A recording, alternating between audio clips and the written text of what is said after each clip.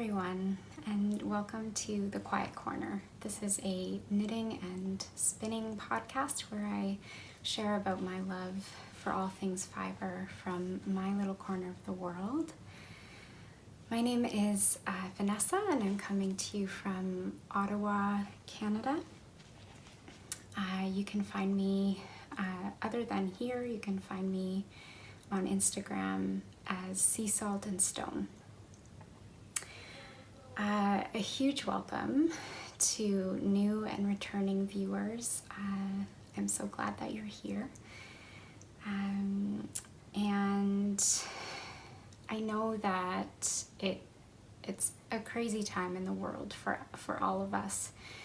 I think that goes without saying. And for this episode 3, my intention and my hope is not to dwell a whole lot on the topic, but just to dive right into the knitting and the spinning. And maybe together we can kind of set an intention for this hour that we have together. That'll be a time where we turn off the news for a bit and just try to find some inner calm and quiet, and to talk about the things that we love to do, all of the fibery things. So yeah, I hope that you've put your kettle on, you've got something warm and cozy to drink. Grab your knitting or your spinning, and let's just dive right in. I have a nice big matcha bowl full of tea ready to keep me cozy for this episode. It's hojicha, which is I believe it's a roasted green tea from Japan, and it's one of Dan and I's favorites. We really like the kind of roasted flavors in green teas. We're not huge green tea drinkers, but this is one that's like a staple in our tea cupboard. So that's what I have to keep me warm. And I've also, of course, got some lovely essential oils diffusing, an essential oil blend that is diffusing. And today it's the Sage Tree Scents blend. I'll see if I can focus for you. I think I have to cover my face for it to focus.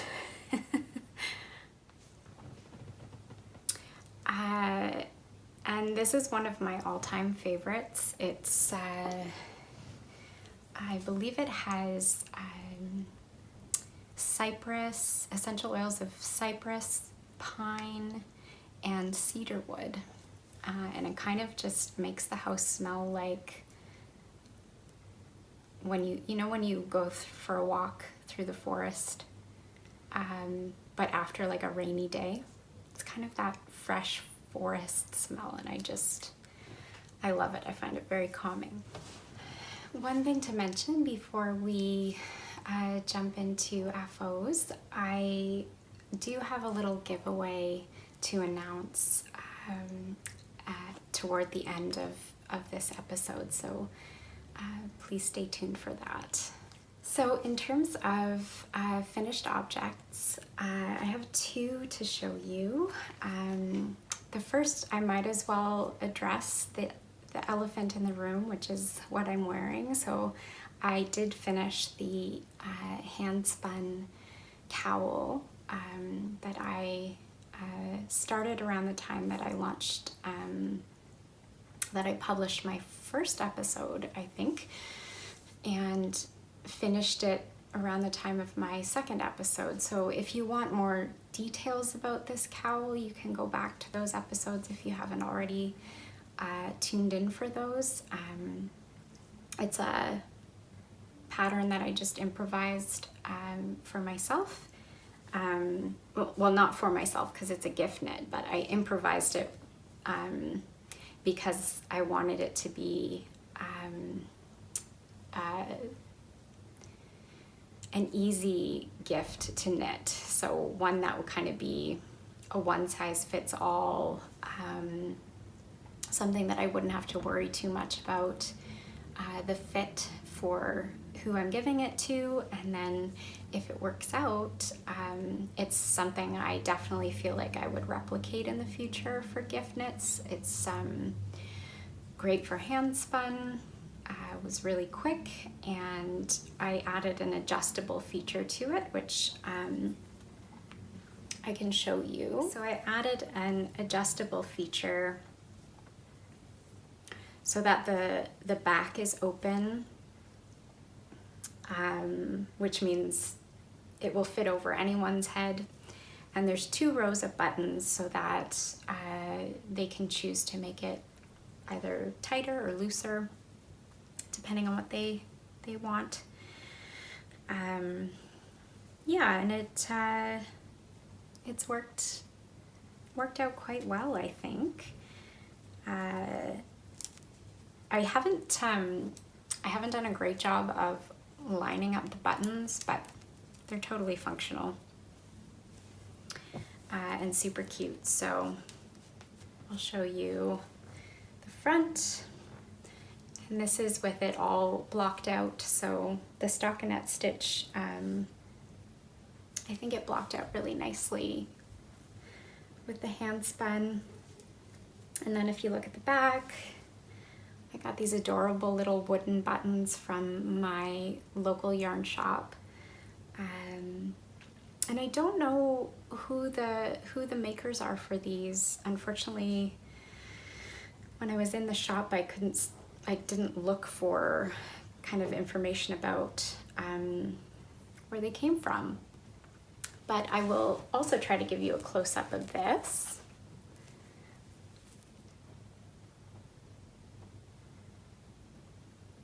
Just so you can see how cute those buttons are. They've got a little detail on them. Almost looks like the grains of like a shaft of wheat or something. Anyway, they're perfect.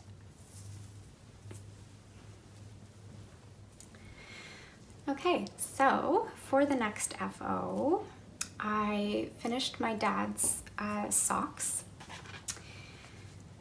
So I've got them on my little homemade sock blocker. They're not blocked, but just so that you can more easily see them.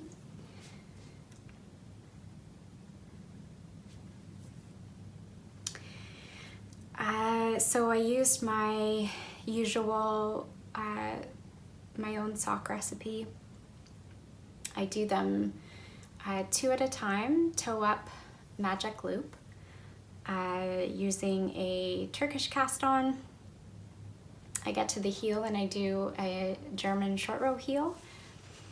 But this time I changed it up a little bit and I did a garter stitch heel for the first time, and I love it. I think it will probably be my new staple heel for my vanilla socks. They're just super squishy, and we'll see if they turn out to be more durable. But anyhow, I really like them. And then I do my usual 2x2 ribbing with Jenny's super simple stretchy bind off. These were knit also on my usual US size 1 Chiagu 2.25 millimeter with a 40-inch cable needle. And they are in the Patton's Croix Cadet colorway. Yeah, the Cadet colorway. So all the nice blues and kind of creamy colors, maybe a little bit of black in there. Lots of fun kind of variegation and just Patons Croy, such a durable fabric. So, love that. And I'm really excited to get a package of gift knits in the mail soon, including those for my dad. So that's actually all I have for FOs for this episode.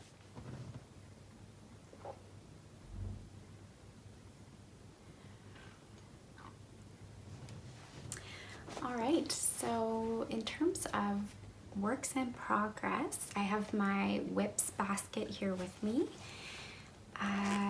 And I think I cast off my dad's socks about a week ago. So I did those in a couple of weeks, which was nice because then it gave me time to work on some of my other sweater whips, which are bigger projects, and I did want to kind of take some time to focus on those before I cast on a new pair of socks. Because I'm such a sock knitter, if I have socks on the needles, sometimes I'll prioritize them and I won't get as much done on sweaters or garments. So I took a week break from sock knitting so that I could kind of really focus on sweater progress. And so then just last night, actually, when Dan and I were watching a movie, wow, this little project bag is a mess. I've got all the tools falling out. This is not good. Okay.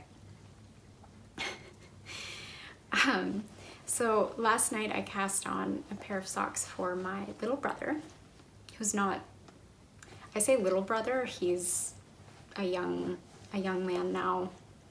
He's in university, but in my heart, he's always my baby brother. So I probably will keep calling him my baby brother forever.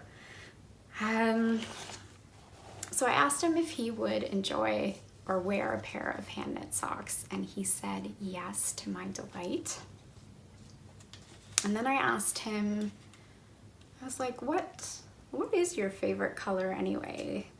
What color would you like if I could find it for a pair of socks? And he said cyan, which made me laugh out loud. So I went into my local yarn shop and I was like, do you have any cyan sock yarn? I didn't manage to find any cyan, like strictly cyan. Cyan is like a teal. But I did find this West Yorkshire Spinners in their signature 4-ply. The peacock colorway has some cyan in it. I'll show you one of the balls first. So it's got some tealy blue.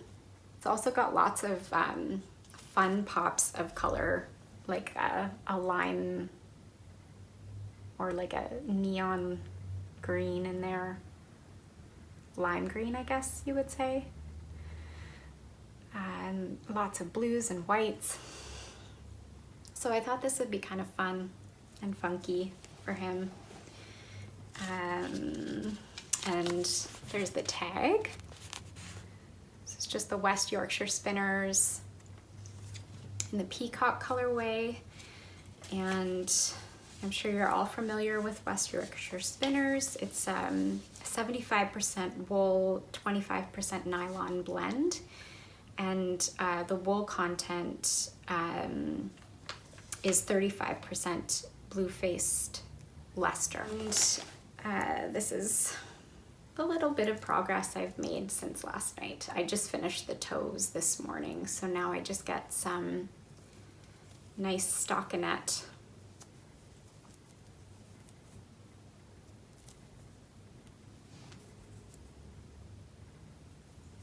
Don't know if that's focusing for you, but it does have a self-striping effect And you can tell that I'm not doing them like identical socks. I never do. I don't know, so far I'm not that into identical socks. But that's just me. So that is one of my current works in progress. Let me just get this back in the basket. And you guys will probably have noticed by now that I don't have any traditional project bags. Maybe someday I will. But I actually I do enjoy just repurposing old makeup bags or totes. Yeah, I guess project bags just hasn't been a priority. So that's why I never really tell you what my project bag is, like a lot of podcasters do, because it'd be like, oh, well, this is a reused makeup bag. All right, up next in works in progress, as you know, I'm knitting the Autumn League pullover by Alexandra Tavel in the Patagonia Moon Farms violet colorway. And I'm knitting the size medium in the pullover on US size 7 needles, US 6 for the ribbing. And I'll show you where I am right now.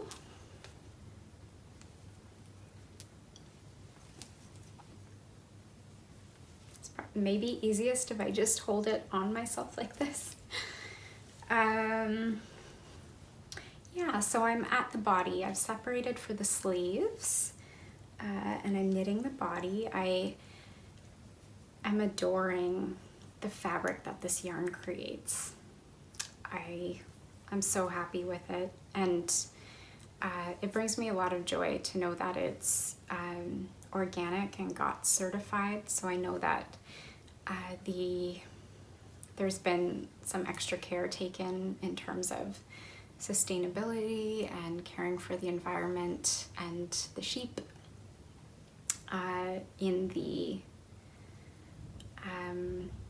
creation of this yarn. So I think, wow, I think I have like a crumb from my snacks. There's crumbs on it already and I haven't even worn it. So I think where I was last is about where I put this progress keeper. So I had just kind of finished the neckline, and I am making a few modifications to this sweater. The first modification I've done is a very small detail, but in the pattern, this slip stitch cross, it actually calls for you to knit a few more rounds of slip stitches on one side of the X, but not the other, so that it's in the pattern it's actually uneven. One side's longer than the other. I wanted mine to be even, so I stopped slipping stitches for both at the same time. The other modification I'm making is I am knitting the body in the round. The pattern calls for you to knit both front and back flat and then seam them together. I'm knitting them in the round, the body in the round, but what I am going to do when I get to the hem is I'm going to do a split hem.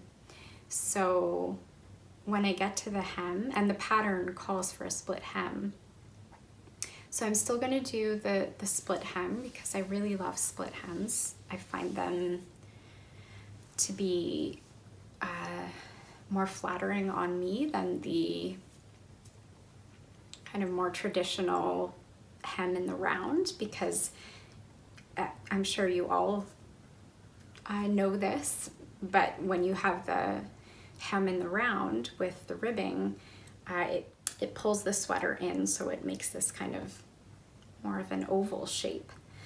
Whereas with a split hem, that ribbing isn't going to cinch in and create that bulb. So you'll have a garment that lies flatter. So yeah, I think I'm just going to knit in the round until I get to the hem, and then knit the hem flat on the front and flat on the back to get the split effect. And I'm hoping that I can put a lot of work on this into this over the next few weeks, because I do really want to get around to some of the spring and summer garment knitting that I'm hoping to do. So that's the Autumn League pullover in an Aesop project bag. Yeah. I don't use Aesop, but we've purchased it for gifts for people in the past, and so their products come in these nice cotton bags, and they're perfect project bags, so I just reuse them for that purpose. The third whip that I have on the needles, this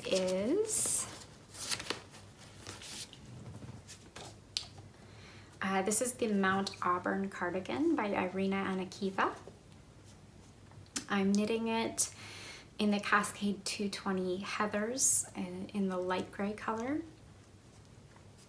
This is for my husband Dan. And I've made some good progress on this. So I don't know what the best way to show you would be. If I hold it up like this, you can see the cable details. Hopefully they're picking up on camera. Try to give you a bit of a close-up as well of this panel.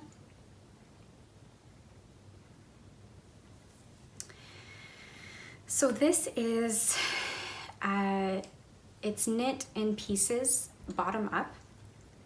So this is what you're seeing right here is the back panel of cables that run straight up the spine. And then both sides have this panel of cables as well. And so eventually I will knit a button band here, and this will be the front.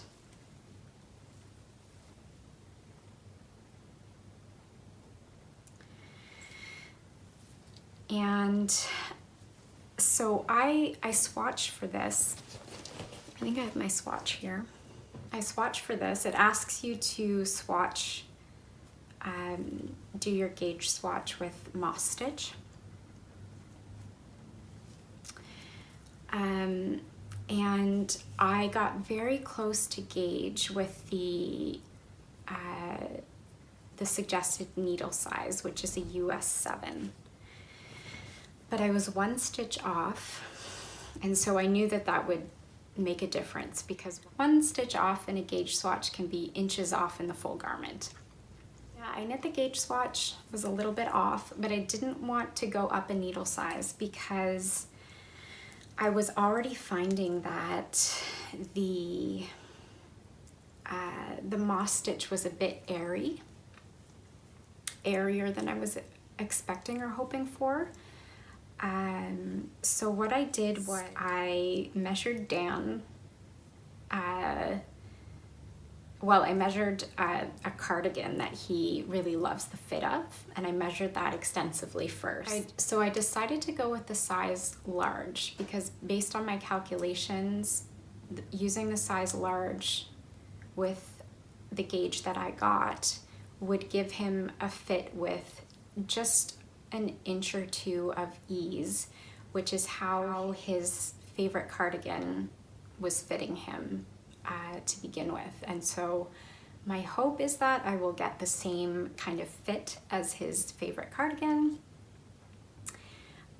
because he likes things to be a bit more snug rather than super baggy and loose.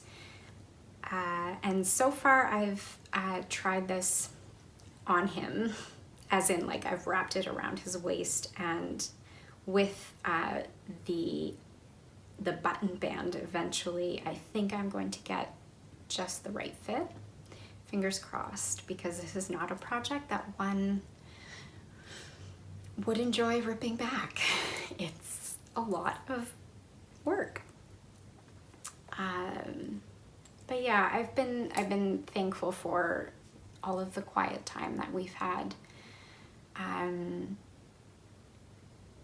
to be able to put a lot of work into this, and that way hopefully it won't take me a whole year to finish.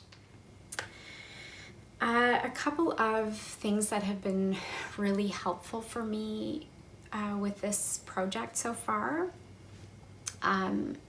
First of all, there's four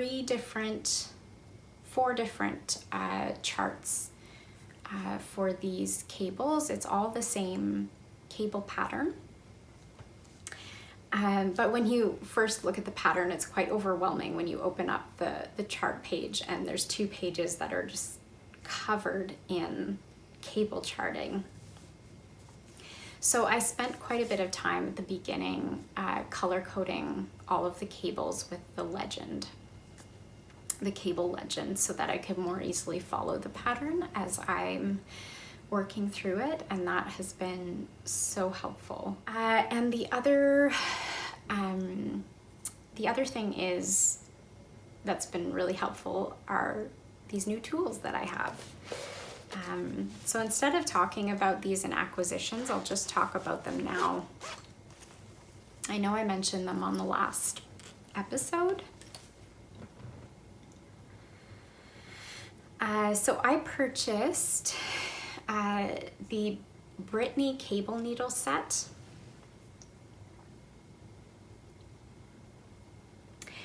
It comes in a pack of 3 cable needles. They're wooden cable needles. They're nice and tiny, which is what I was going for. And my favorite feature about them, other than being nice and tiny, is that they have this divot. So they hold the stitches really well, even if you're not holding the needle.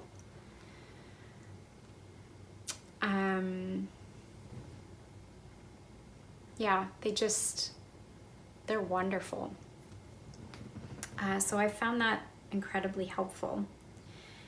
And in terms of the sizes for these, I'll give you an idea. So the largest one is a US size 9. The one that I'm using is between a 6 and a 7, US 6 and 7. And the smallest one is about a US size 3, and that's at the widest point. I could not recommend these enough. That's my little review of that product. And I'm not being sponsored by them at all. I purchased them because I had read good things about them. And I have to say I'm extremely happy with them so far.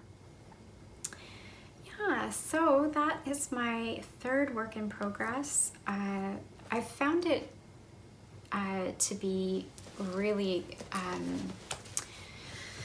really enjoyable right now to have both very mindless knits and then to have this cardigan, because there's lots to keep my mind kind of busy, and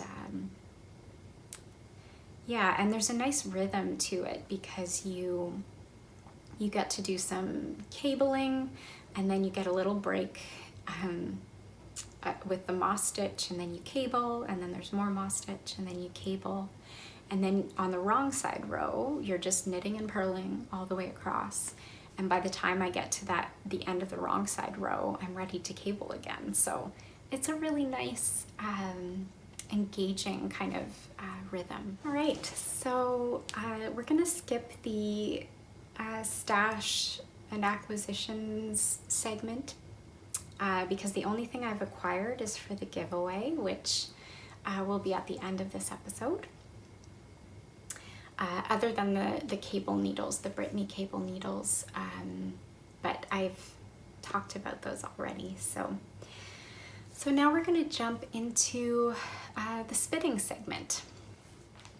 My latest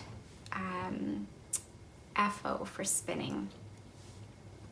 So as you would know if you've tuned into the other episodes,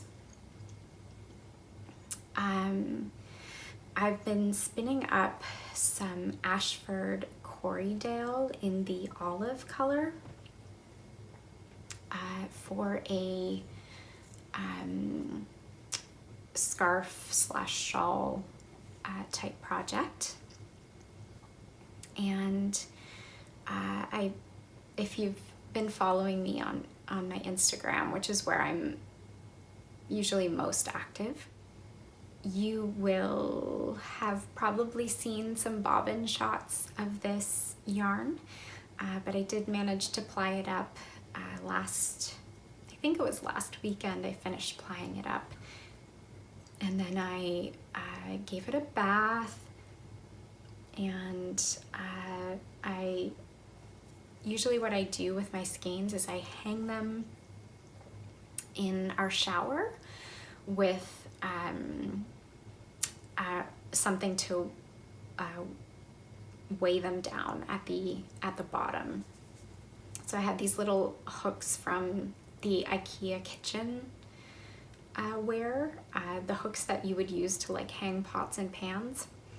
I hook that on the bottom of my skein, and then I hang like a teacup off of it, a heavier teacup, or something with a handle that I can just set on the hook, and that is how I straighten out my yarn and let it dry and set the twist, and that works quite well for me.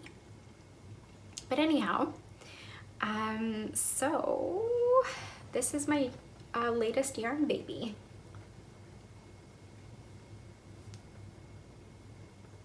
Hopefully you can see that.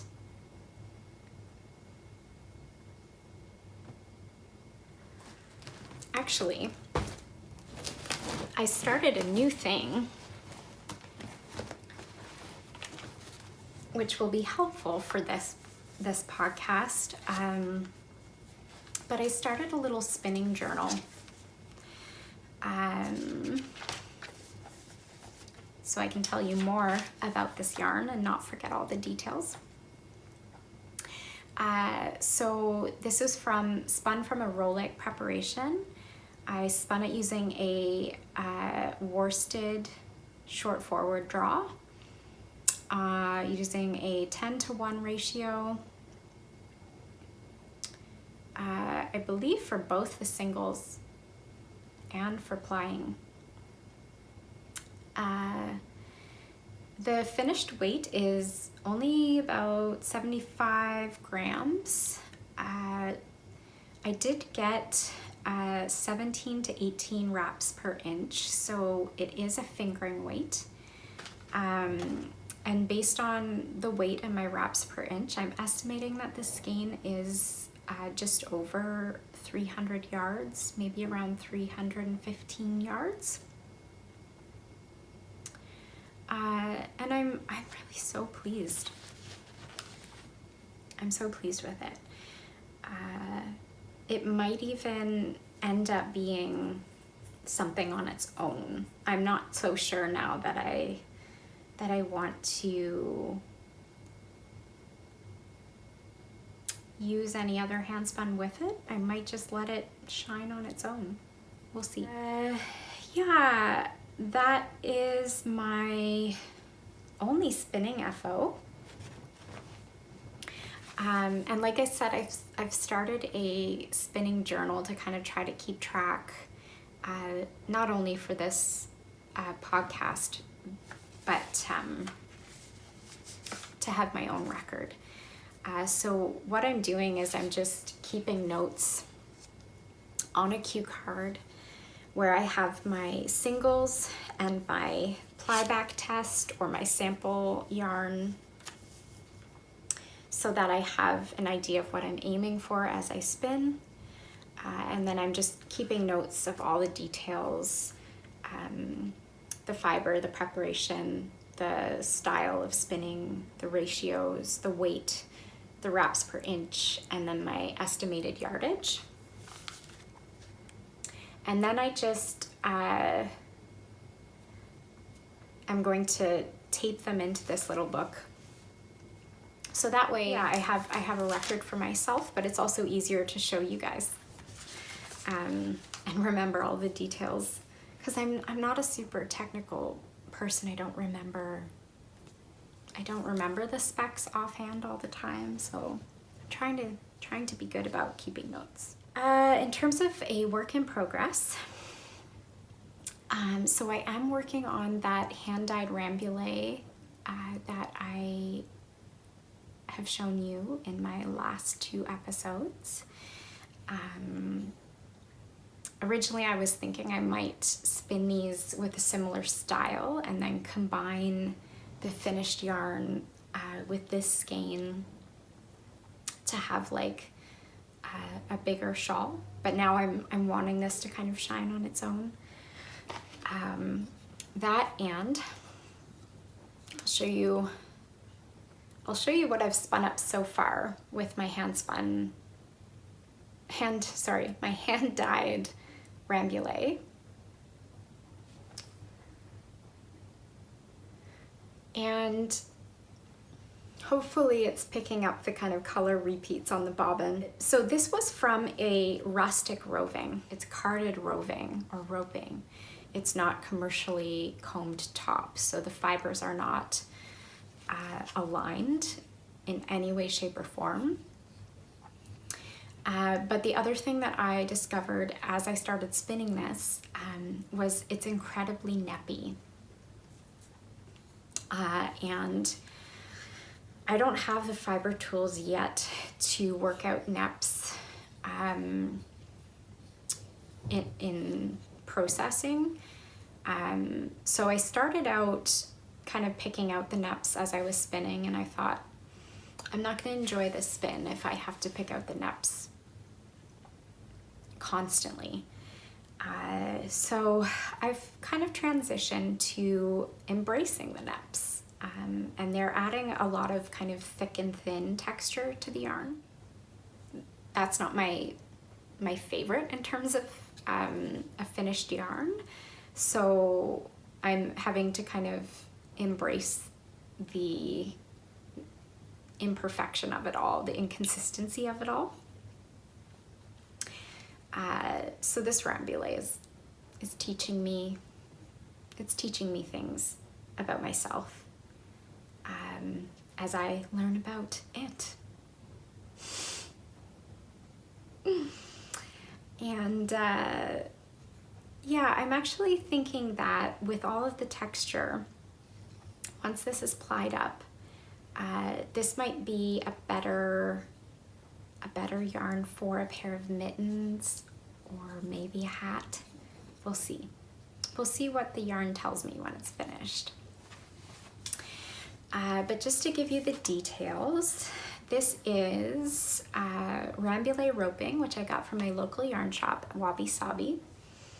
I have to say, the fiber it's very much like spinning a cloud. It's so soft. Yeah, it's incredibly soft. And I think without all of the neps, you would be able to spin this very fine. The crimp or the bounce factor to it, I'm not an expert at all, so I'm just giving you my observations, but the bouncy quality of this rambouillet is incredible. Like if I had a piece of it that was plied, I could show you just how much it stretches and bounces back. It's really, really beautiful. So I did hand dye this with hibiscus, black tea, and avocado pits. Originally I did do a roll egg preparation, which wasn't really necessary in the end. It's already carded fiber. But I thought I would do roll eggs so that at least the color repeats would be blended together. And I'll show you. So here's one of my roll eggs. And so you can see that the color repeats are blended together. And I just thought that that would be easier because I wouldn't have to connect a new repeat of color each time. I could just kind of sit and spin and not think about it. But then I realized, you know, it's not really necessary. I could just tear off a piece of one color, spin it, tear off the next repeat, spin it, which is what I might continue to do. And because this fiber is so neppy, it might be easier to spin if I don't create roll eggs from it, because roll eggs on a blending board, as you probably know, they can compact your fibers a bit, and so depending on the fiber that you're using, that can make it harder for you to spin with. And I think this is actually something that Sarah mentioned on one of her recent podcasts about blending board roll eggs versus like hand carded roll eggs. And I can certainly attest to blending board roll eggs being a bit more compacted, and depending on the fiber you use, being more difficult to spin with. So I am spinning this again with worsted short forward draw. That's kind of my default, though I am trying to practice more backward draw and long draw. I'm just not there yet in terms of like my default, what I go to. Using a 10-to-1 ratio for the singles. And I'll show you, just so you get an idea of the singles.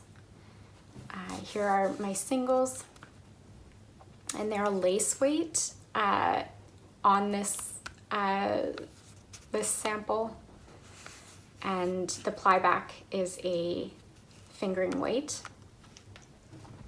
But at this point, when I was sampling, well, technically it's not a real sample. I don't do like full samples for things unless it's like a serious project. But you can tell these are decently consistent. And this is when I was going through the pain of picking out all of the neps. My finished yarn isn't going to look like this any longer. I think it's going to be quite a bit thick and thin. And I'm just going to embrace the texture. So that's my spinning work in progress. Last but not least, I want to do a giveaway. Now, I know that it's a bit uncertain right now. I can't make any guarantees that I will be able to ship this yarn anywhere in the world. But what I will do is, once I've selected a winner and I know where you're from, I'll go from there. And if I have to wait months before I can ship it to you, I'll just wait, and you will get it eventually. That's my hope. But I still wanted to go ahead with this because I've just been feeling so grateful for all of the support on this channel from all of you. So I want to give back, and I also wanted to support a local, my local yarn shop, as well as a local dyer in the process. And so that is what I've done. This isn't a huge giveaway, it's just a little something, but I hope you'll be as excited about it as I am. So for this giveaway, I'm giving away a skein of Roots and Rain yarn. Roots and Rain, the dyer behind Roots and Rain, her name is Donna. You can find her on Instagram. She is a Canadian dyer, and I believe she's also local to me here or near Ottawa. Don't quote me on that. But I've been really wanting to support her work for a while. I haven't yet got around to thinking of a specific project for her yarns, but I can't wait to do that eventually. And in the meantime, I just wanted to support her, and I thought I could do that by hosting a giveaway. So she dyes everything in small batches. They're naturally hand-dyed skeins using rainwater.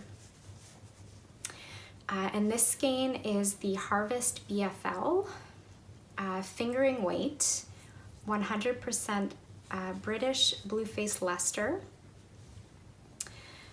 and it's 115 grams with 426 yards. The yardage is incredible with her skeins, and it's so soft and squishy. This dye bath, the dye was with Marigold, and it says batch 708 henna and iron. It's such a beautiful, I'm not sure how true to color it will be on camera, but it's like a light creamy tonal yellow with hints of golden. Yeah, so I'll try to give you a close-up there.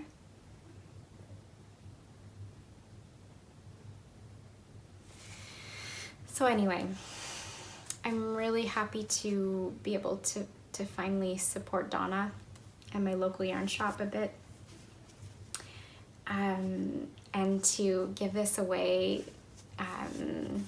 bring something local to me to you wherever you are in the world, or maybe you're local and you're going to win this game. For this giveaway, the only steps that you have to take are to, first of all, be a subscriber, and then comment down below. Please leave it to one comment per person, because your comment will be included as one submission for the giveaway. And if you could answer the question, what are you grateful for? Just tell me something that you're grateful for, because I personally find that focusing on gratitude is really helpful in difficult and challenging times. And I'm grateful for this channel. I'm grateful for you. I'm grateful for so many things right now. Yeah. And if you're not feeling particularly grateful, that's okay too. You can tell me anything about yourself, or maybe what you're working on. But if you can, comment down below. Tell me something that you're grateful for right now, and that will count as one submission, or your submission for this giveaway. And what I'll do is in 2 weeks time, 2 to 3 weeks time, let's say 3 weeks, I will select a winner using a random number generator. And then on the next episode, I will announce the winner and hopefully be able to mail this to you right away. I think that is all I have to say. So I guess just in closing, thank you so much for spending time with me. I hope that you're all well and safe. We are very thankful to be both healthy right now, for both of us to be able to work from home has been a huge blessing. Yeah, but we're doing okay, and our families are also doing well. And we're just trying to focus on the simple things of life, and to focus on what we're grateful for in this time. Yeah, so I hope that you're also able to keep your hands busy during this time. I feel super blessed that as a knitter and a spinner, I feel like I can spend weeks on end in my home because I have so much to create. I hope that making continues to be just restful and life-giving for you, and I look forward to tuning in again in a few weeks' time. Yeah, so stay safe, stay home as much as you can, and we'll all get through this together. Bye for now.